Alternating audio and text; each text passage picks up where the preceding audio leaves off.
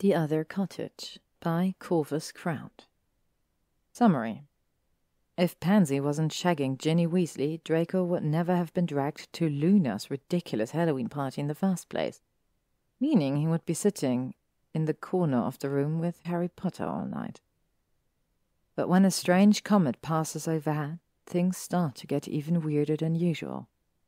As the night unfolds, Harry and Draco are forced to grapple with strange realities, reckon with new sides of themselves, and find their way back before the comet finishes crossing the sky.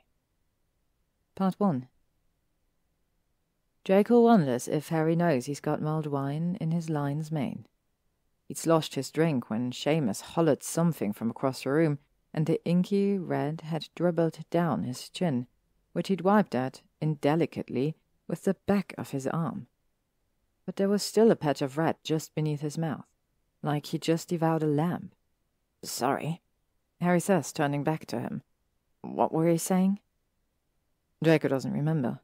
Neither of them were saying much of anything. They don't tend to. But they pair off anyways, every time Pansy drags him out these ridiculous excuses for parties. Everyone else does. Ron with Hermione, Seamus with Dean, Luna with Neville, Pansy with Ginny, which is why Draco is always dragged along in the first place. That leaves Draco with Harry. Wheels 9 and 10. Luna and Neville's cottage is riddled with jack-o'-lanterns, waxy candles, and meandering ghosts for the occasion. Black paper bats float around the room, and strings of orange and purple lights color the mist Luna charmed to hang in the air around them. Aside from that, it's just like all of the other gatherings Pansy drags him to. They sit around and get drunk at various speeds, pair off and leave Harry and Draco to figure out what to do with themselves. Draco never gets the chance to remember what he was saying. Seamus drops into the chair next to Harry at the kitchen table. "Hermione is on one tonight," he says. "Thought it was a Halloween party, not an ethics lecture." "It's not a lecture," Hermione calls from across the room. Her hair is piled up in a bun atop of her head, and she's wearing a modest black frock. Her set of beakers complete the Marie Curie outfit, though Ron and Dean have been using them as shot glasses all night. "I only said to remember it's a community, not a costume."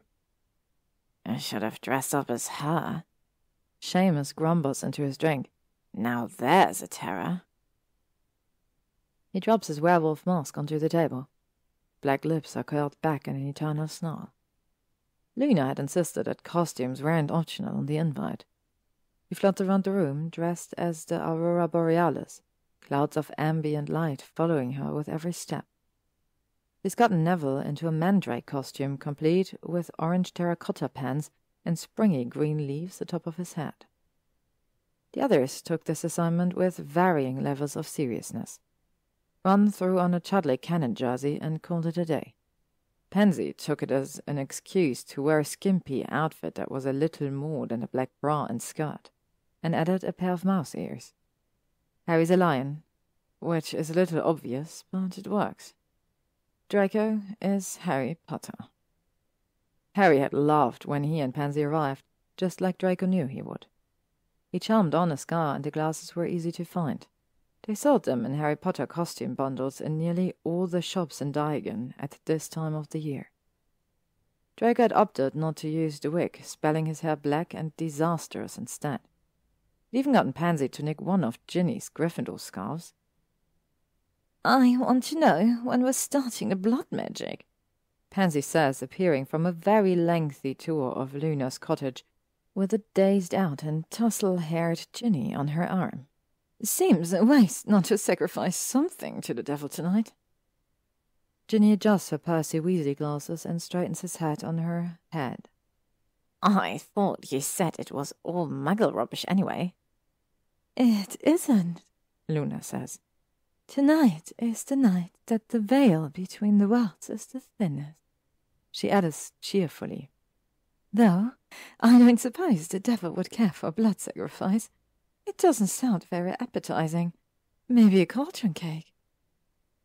Luna's attention is pulled away when one of the bats she's charmed to flap about the room falls to the ground. As she stares at it curiously, the rest begin to drop from the air like rainfall. Then the room is plunged into darkness. A chorus of "Lumos" immediately rings out as half of the party reflexively light their wands. The room is lit for a few seconds in a flash of half-illuminated faces, and then each of the lights stammer out. Harry is immediately on his feet. There's a click from across the room when Neville attempts to turn a light on, but it doesn't work. "Oh," Luna says. "This is interesting." The room breaks out into a chatter immediately. Pansy appears by Draco's side, holding onto his arm. Okay, Harry says, commanding the room to silence in the way only he can. "Let's not panic. It's not going to help anything."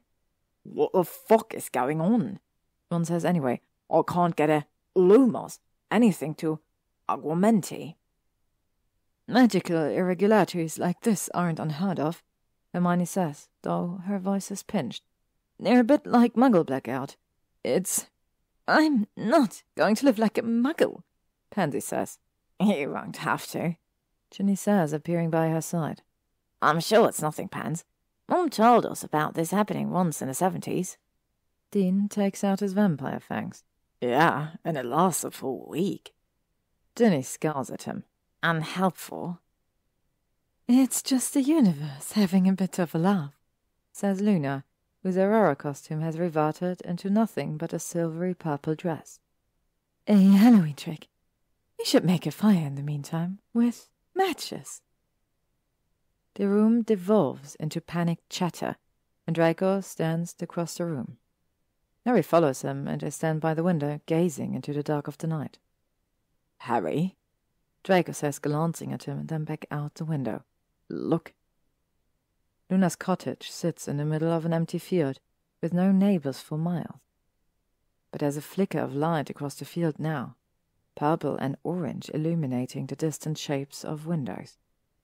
"It's a house," Harry murmurs. "It's a cottage." "Who the fuck is that?" Ron asks, appearing next to Harry as the rest of the group trickles over to the window. "Oh," Luna says pleasantly. "No neighbors?"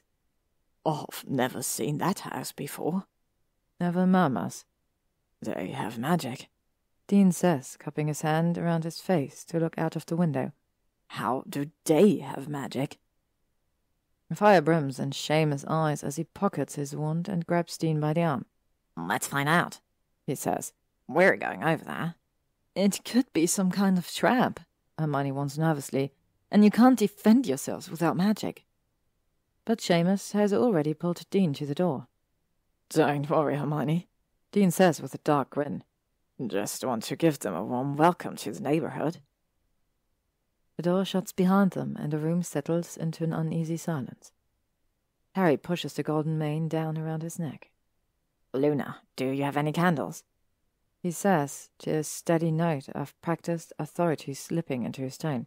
"Jen, why don't you see if the Flu network is working? Ron, maybe see if you're able to apparate." "The last thing we need to do is panic," Neville says in a panicked voice as the others follow Harry's orders. He peers out the window as Dean and Seamus' silhouettes slowly disappear in the moonlight. "Oh, I think it will be fun," Luna says, returning with a handful of candles and ancient-looking matches. "We can really get to know one another. We can tell ghost stories." Draco had thought spending the night with Gryffindors was his worst nightmare. Now he knows that it's spending the night with Gryffindors without magic or any means of escape. Pansy uncorks another bottle of wine. "I can't live without magic," she says, sloshing another pour into her glass and passing the bottle down the circle. "I never learned how to clean the dishes in the Muggle way." "It won't be gone forever," Hermione says firmly. "It would be like the sun dropping out of the sky." "I've always wanted to learn to sew by hand," Luna says pleasantly, "and how to bake muffins the Muggle way." Harry nudges Draco with his shoulder. I think you can take the glasses off, he murmurs. They just make you look like a librarian without the rest of it. Draco had forgotten about them. Is that a note you're willing to take for yourself? He asks, pulling off the glasses and running a hand through his uncharmed hair. You know, they do make frames in different shapes. Harry starts to reply, but is cut short. The room falls into silence at the sound of paper ruffling against the ground. Then a few of Luna paper bats spring into the air. Luna bounds up, her aurora lights rekindling. The fairy lights re-illuminate.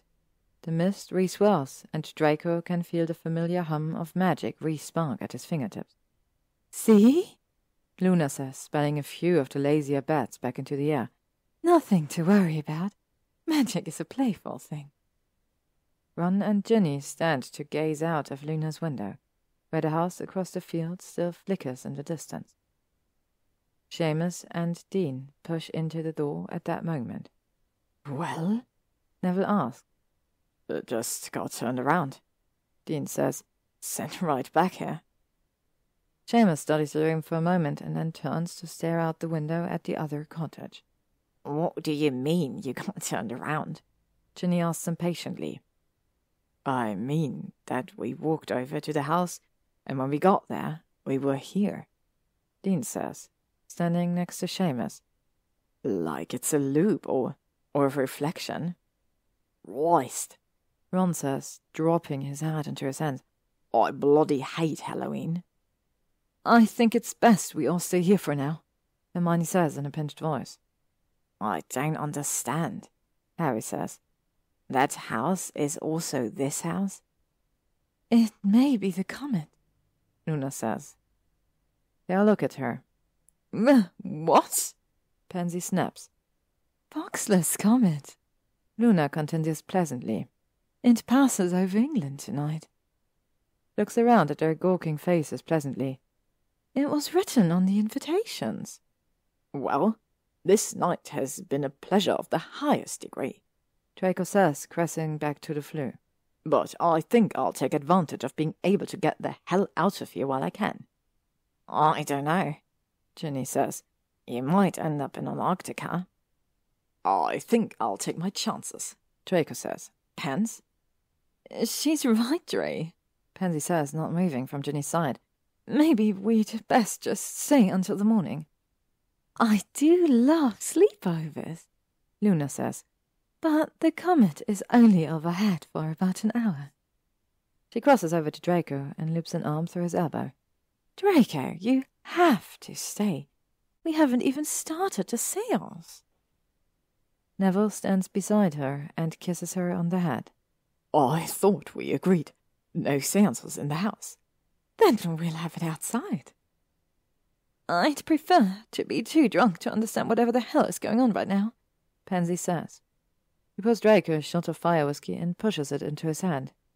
Maybe you should join me. The group moves back into the living room. Draco grumbles and knocks back the shot. When he blinks away the burn of alcohol, Seamus and Dean are still standing by the window, murmuring to each other and glancing at the house in the distance. They glance up at Draco nervously and then follow the rest to the next room. Only Harry and Draco linger.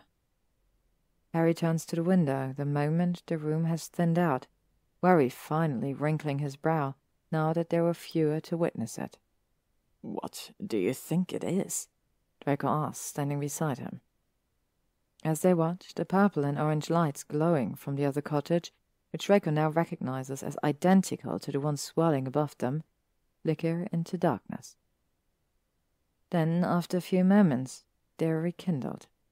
I don't know, Harry says. I don't know if we should try to find out. At one point in his life, Draco knows that Harry would already be across the field, fueled by his trademark courage, or foolhardy curiosity. But he was older now, in a house full of people he wanted to protect. Draco glances down at the table where Seamus has dropped his mask. Harry, he says, look. Harry looks down at it. Lips curled into an ugly snarl, teeth bared. But it isn't the furry werewolf mask Seamus had earlier. It's a sickly green troll. What happened to his other mask? Draco says as Harry picks it up to inspect it.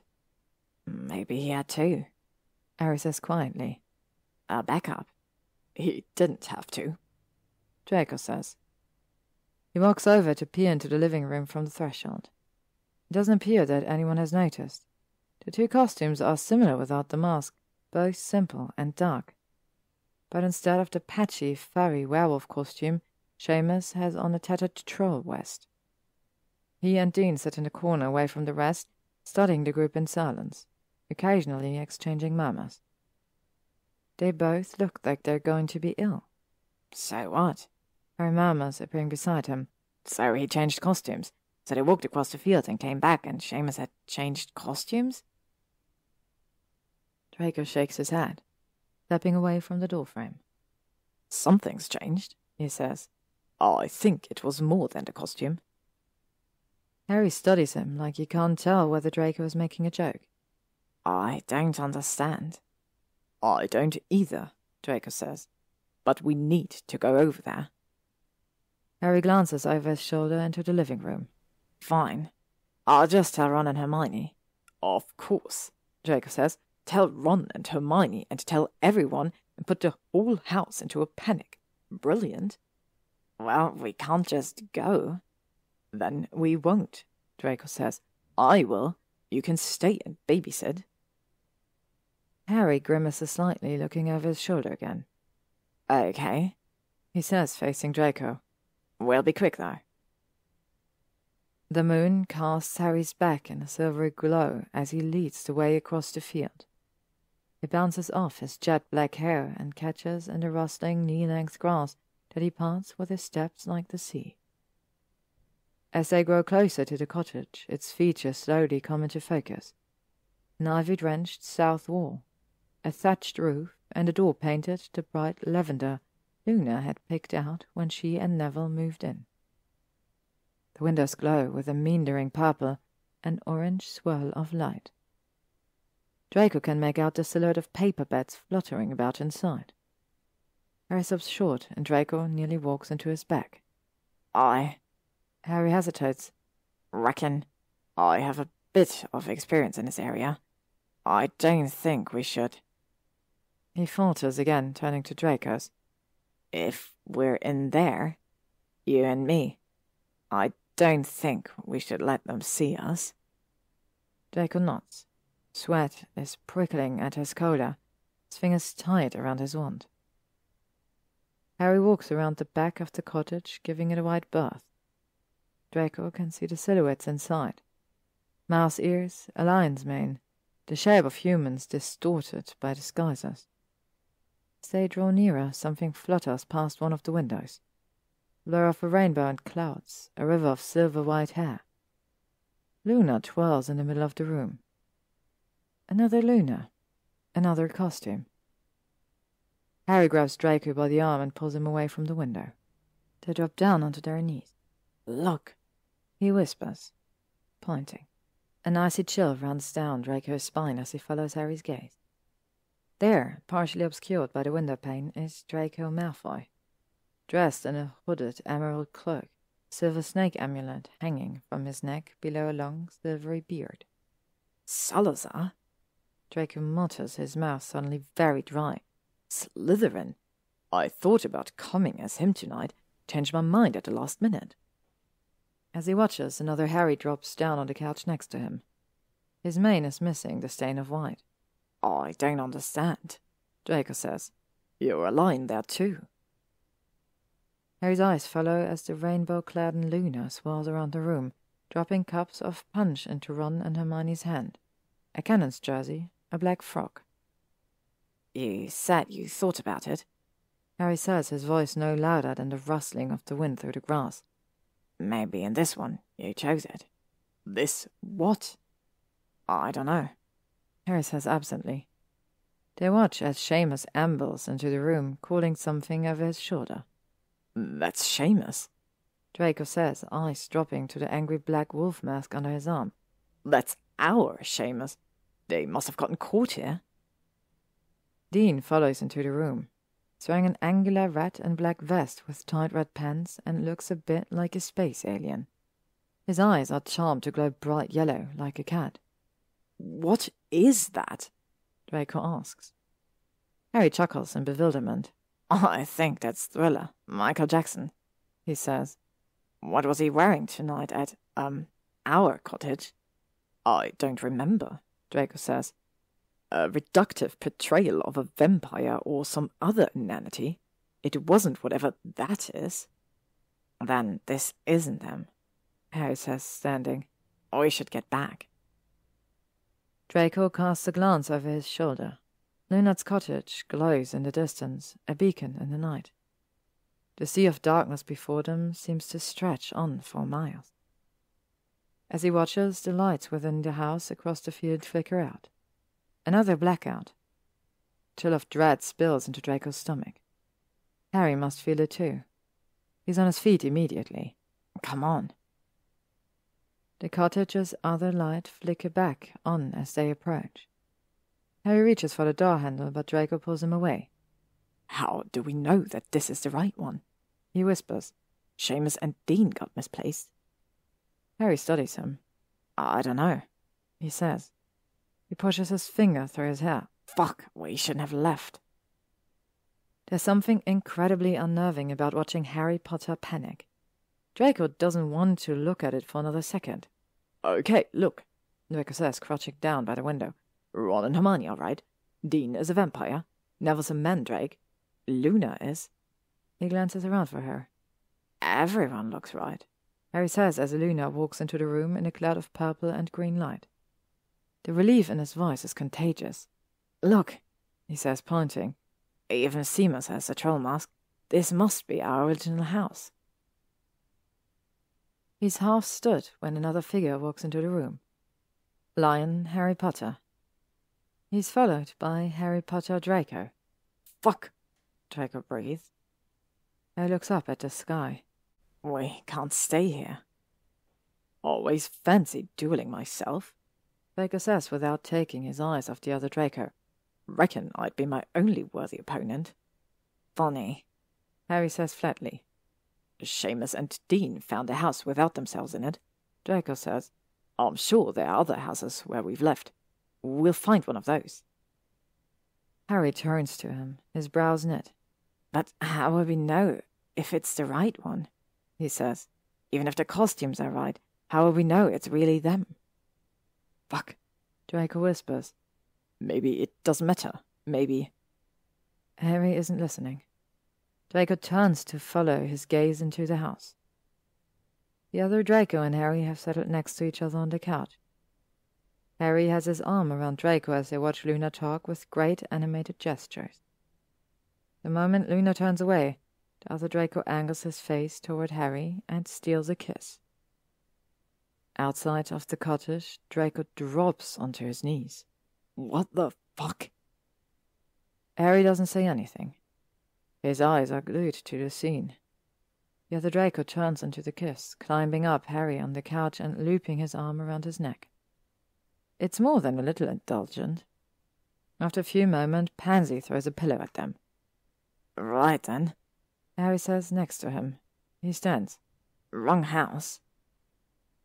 Draco steals a glance back to the cottage as Harry leads them back across the field. Neither of them speak, and their strides, which had been long and determined mere moments ago, have fallen into a dazed meander.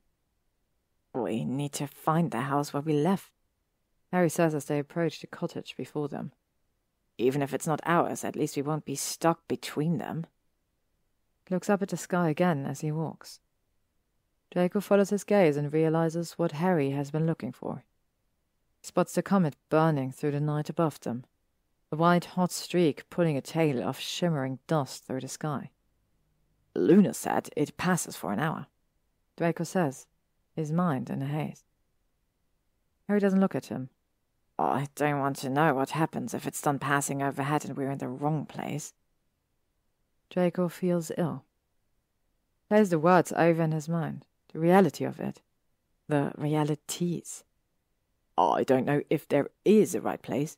There could be thousands, millions of these cottages, Harry.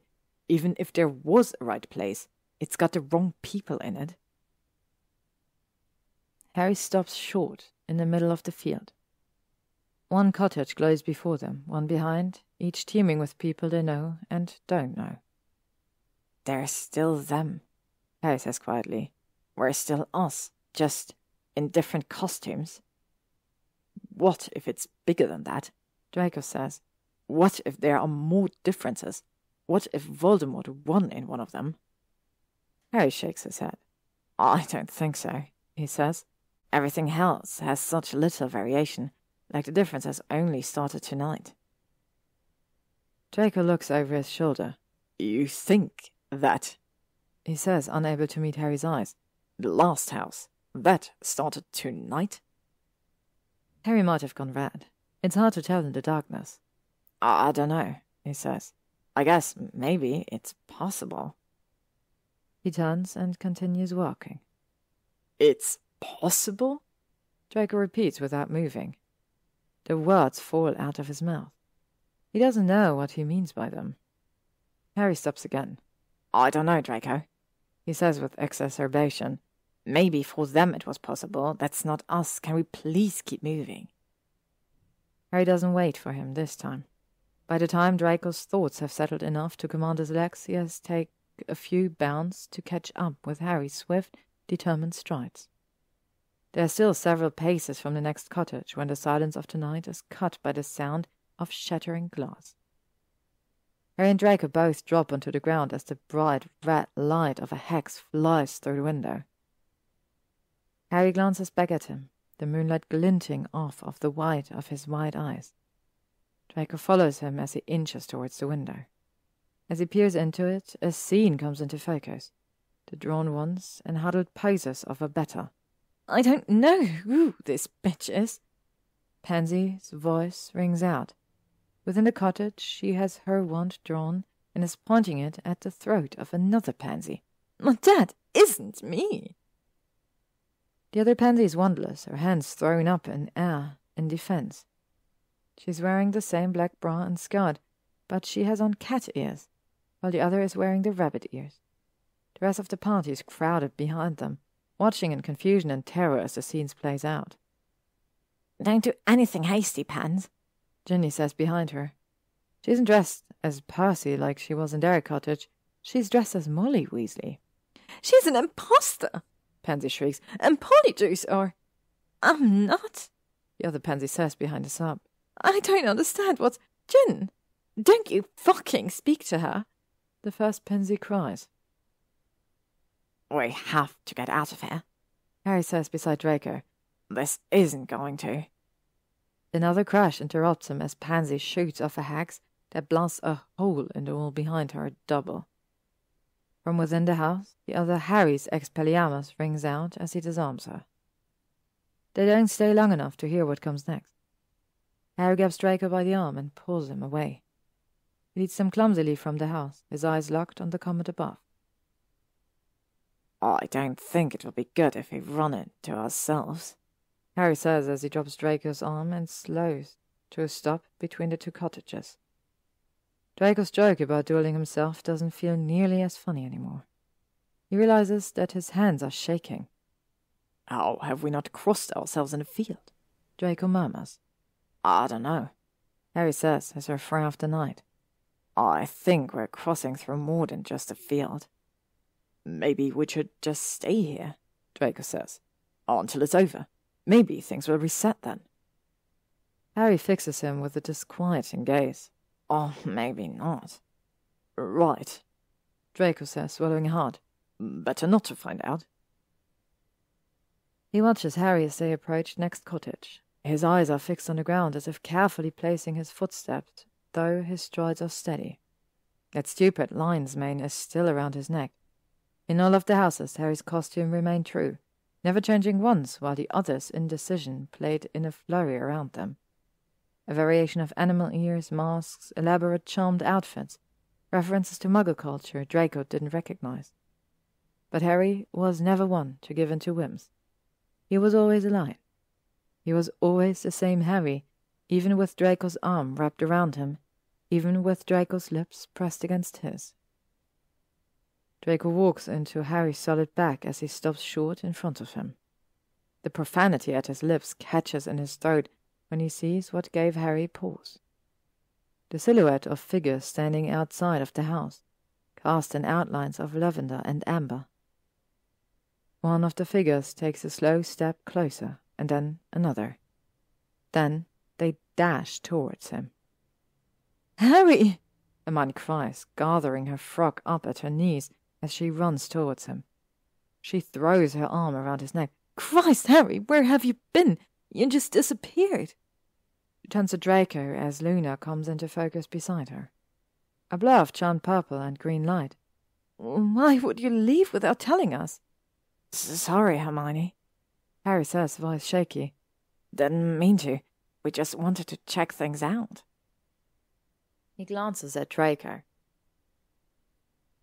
They follow Hermione towards the house. Pansy pushes past her. "What the fuck, Dre?" she says sourly. "If you were trying to scare us all, consider yourself successful. It wasn't funny." Draco glances at Harry, but his eyes are fixed on the door where their friends emerge one by one. Neville, the Mandrake. Ginny as Percy. Ron, all red and orange in his cannon jersey. Dean, the lazy vampire. Seamus emerges, a troll head under his arm. Draco and Harry exchange a look. It might not be day at Dean and Seamus, but it's their cottage. Pansy adjusts her cat ears. "Now that the boys have decided they're done being the center of attention, maybe we can start to have fun at this miserable excuse for a party." She turns to Draco as Harry follows a fretful Hermione back inside. "You're acting so strange," she says. "Are you okay?" Draco nods and lets Pansy guide him back into the cottage. He doesn't take his eyes off of Harry. Ginny, Hermione, and Ron take turns scolding and fussing over Harry one by one as Pansy pulls Draco into the kitchen and puts a drink in his hand. "The comet is only overhead for another quarter hour," Luna announces. "We need to get the seance started. I have so many questions to ask my great-aunt Profletia." Harry eyes Draco from across the room the moment his friend's fretting lets up. Draco walks over to him as the partygoers scatter off to the seance, and they stand by the window alone, looking out at the house across the field, at who might lie within. "Do you think it's us in there?" Draco says quietly, barely inspecting the words before they leave his lips. "Have they all been us?" Harry's eyes stay locked on the cottage. "They aren't us, Draco," he says. "Not really." Draco's stomach sinks. Harry seems to be answering a question that Draco hadn't asked. Not. Draco stammers, feeling heat rush to redden his ears in anger or in embarrassment. That's not what I'm asking about. Not that house. I only meant... Harry finally turns to him, and there's something in his eyes that makes Draco's stomach turn sour.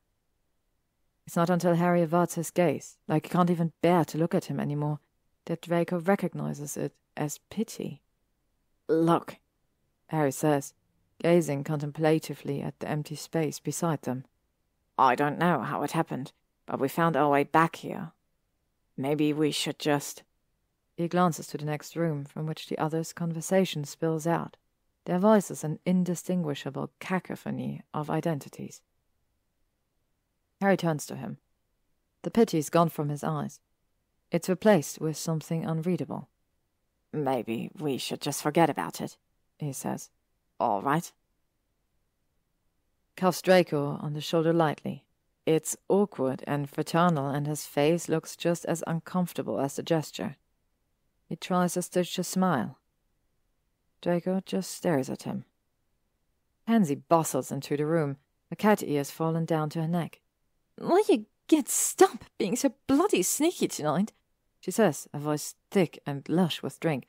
"Or do I have to lock you in the house?" Harry gives Draco another awkward smile and walks into the living room. Pansy loops her arm around Draco, then glances down at Draco's Gryffindor's robe. "When did you change your costume?" she asks. "Where did the Salazar beard go?" Draco freezes.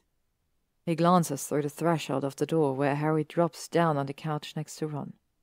Pulls his mane back up and accepts a generously poured fire whiskey Ron pushes into his hand.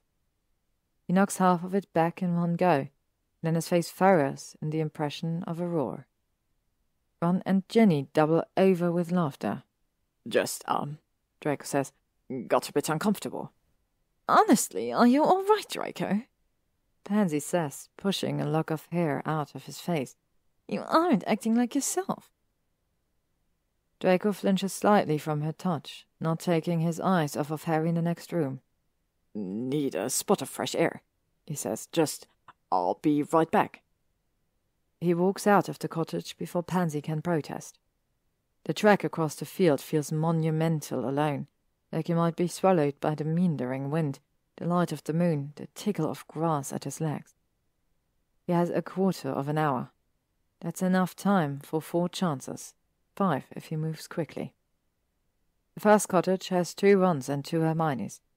They seem to be much more level-headed about the ordeal than the 2 Pansies were, though the 2 Hermiones look rather ill. Draco has a sense that it won't be long before Ron 1 and 2 have come to blows. The second appears to have the correct number, and Draco watches the party unfold crouched by the window for a little too long.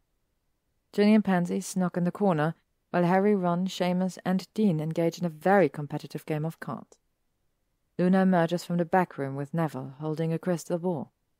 Other Draco sits in a corner looking like he might actually die of boredom. The next cottage is completely empty, as if there were never anyone there at all.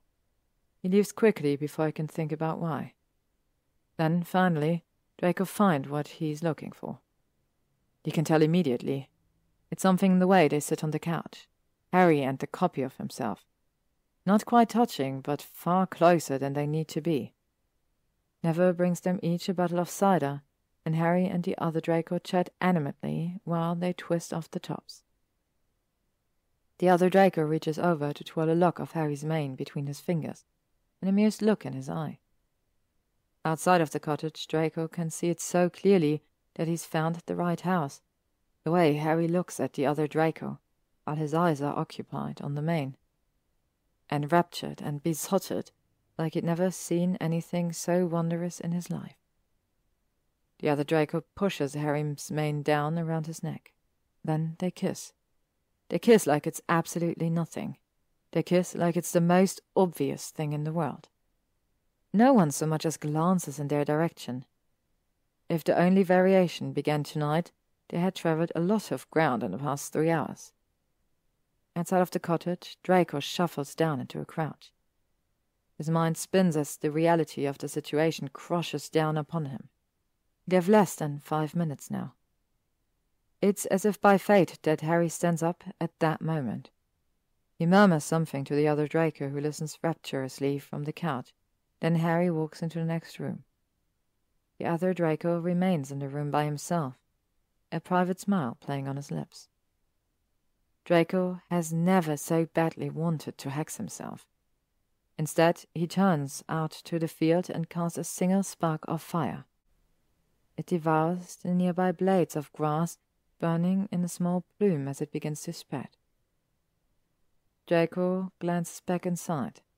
His other half is being an utter ponce, looking at his bottle of cider like he's at a tasting.